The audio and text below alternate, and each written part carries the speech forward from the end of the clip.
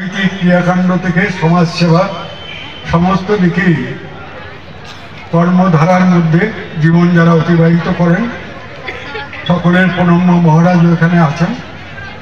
আমি তাদের চারজনকে দিয়ে একটু সময় নেব। বর্ধমানের দুজন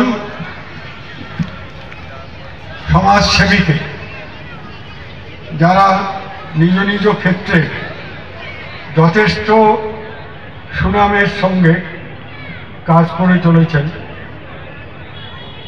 একজন আজকে এখানে অনুপস্থিত আছেন তার বিশেষ পারিবারিক কারণের জন্য, তিনি ডাক্তার কিরণচন্দ্র দাস, যিনি আজীবন মানুষের সেবা করেছেন এবং এই অঞ্চলে এ ধরনের সেবা পরায়ণ মানুষ যিনি প্রতিনিয়ত দিন দুঃখী দরিদ্র মানুষদের পাশে দাঁড়িয়ে চিকিৎসার মধ্য দিয়ে যিনি মানুষের সেবা করছেন, সেই কিরণচন্দ্র দাসকে আমরা আজকে এই মঞ্চে সম্মানিত করবো। এটা আমাদের ঠিক করা ছিল।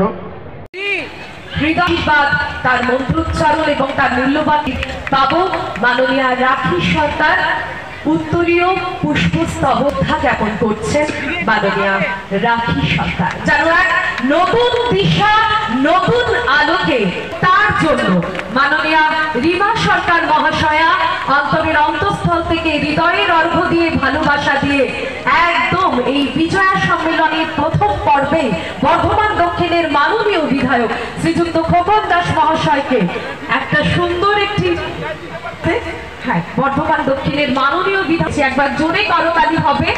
নারীরা সমাজের আজ বিভিন্ন ক্ষেত্রে এগিয়ে চলেছে, সেটা রাজনীতি হোক সমাজনীতি হোক সব দিক থেকেই এগিয়ে। তার একদম জলজান্ত উদাহরণ যদি আমরা সবসময় তুলে ধরি তাকে আমরা বলি তিনি রায়না বিধানসভার মাননীয় বিধায়িকা শ্রীমতী শম্পা ধারা মহাশয়াকে হৃদয়ের ভালোবাসা দিয়ে আজকের এই বিজয়া সম্মেলনীতে পুষ্পস্তবক উত্তরীয় শাল এবং মেমেন্টো প্রদান করে তাকেও হৃদয়ের ভালোবাসা অর্পণ করে নিচ্ছেন মাননীয় রিমা সরকার। বন্ধুদের অনেক অনেক ধন্যবাদ জানাচ্ছি। আজকে বিশ্বকাপ আপনার আজকের অনুষ্ঠানে তবে যাবো, কিন্তু তার জন্য একবার জোরে করতালি হবে। অনেক অনেক পুরস্কার মানে আমরা যেটা এখান থেকে তাকে সম্মান জানাবো তাকে সেটা দিয়ে দেবো। দ্বিতীয়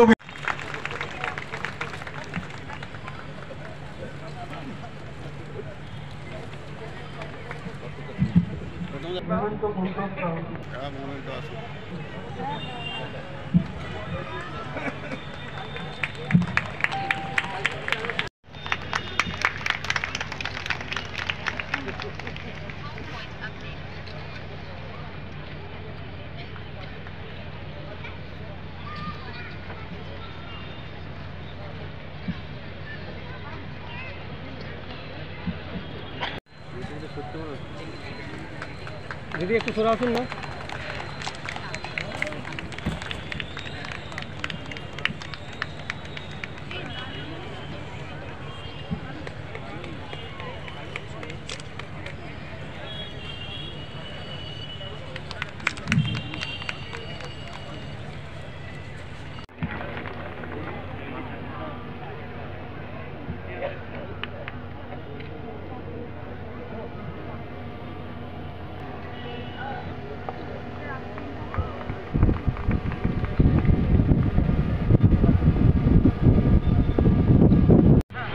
আমাদের সেই গায়ক বাংলা জগতে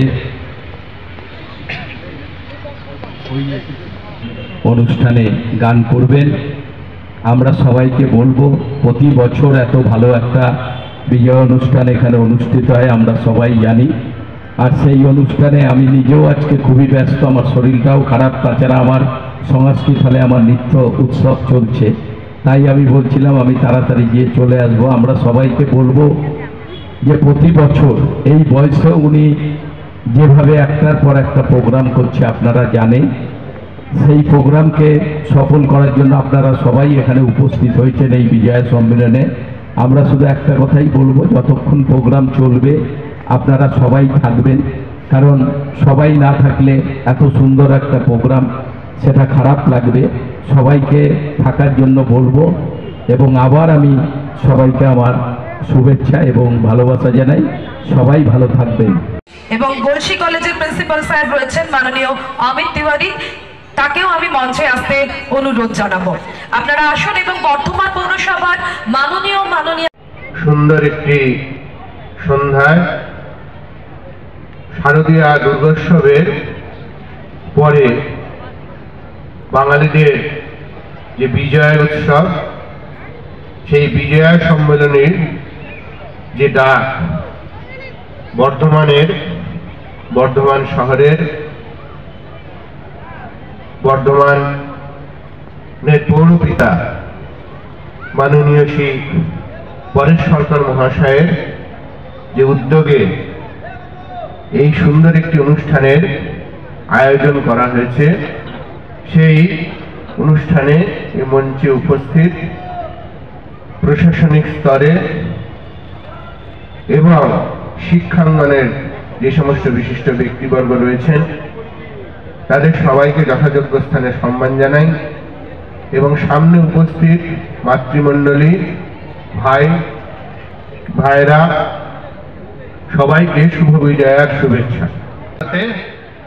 প্রবেশ করল তার বিস্তারিতভাবে বলেছেন আমাদের সকলের প্রিয় এবং শ্রদ্ধেয় সারদা আশ্রমের মহারাজ স্বামী দুর্গেশানন্দ জি। মঞ্চে রয়েছেন আমাদের প্রধান উদ্যোক্তা মাননীয় পরেশ সরকার মহাশয় এখানে রয়েছেন। বিজয় সম্মেলনের বিস্তারিত পৌরাণিক কাহিনী বা রামায়ণের বর্ণিত কাহিনী আমাদের স্বামীজির মুখ থেকে আমরা এইমাত্র শুনলাম। শুনে ভাবছিলাম যে আমরা বিজয় সম্মেলনী করি, এটা ঠিক, কিন্তু আমাদের বর্তমান যুগে বর্তমান সমাজ ব্যবস্থার মধ্যে আমরা যারা এই প্রজন্মের মানুষ, বিজয় সম্মেলনীটা আমাদের কাছে একটা অন্য মাত্রা নিয়েছে। সম্মেলন অর্থাৎ আমরা অনেক লোক একসঙ্গে, যেটা আমরা সারা বছর ধরে যার জন্য অপেক্ষা করে থাকতাম, মা দুর্গার বিসর্জনের পর আমরা স্বীকার করি আর নাই করি, আমরা যতই ব্যস্ততা থাকি, যতই কাজের মধ্যে আবার নিজেকে নিয়োজিত করি, মনের মধ্যে কিন্তু একটা করুণ সুর থেকেই যায়।